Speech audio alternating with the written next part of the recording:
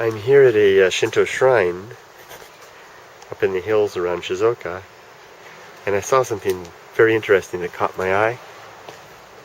All of these beautiful ornate buildings, see very nice architecture, and then I looked over here and I saw an electrical pole that feeds the line into the shrine. And when you look down, here it is.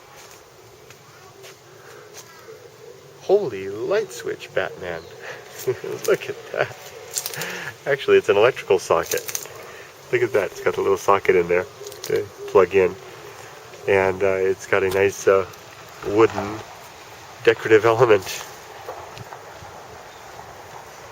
That's a first. It's even got a metal roof.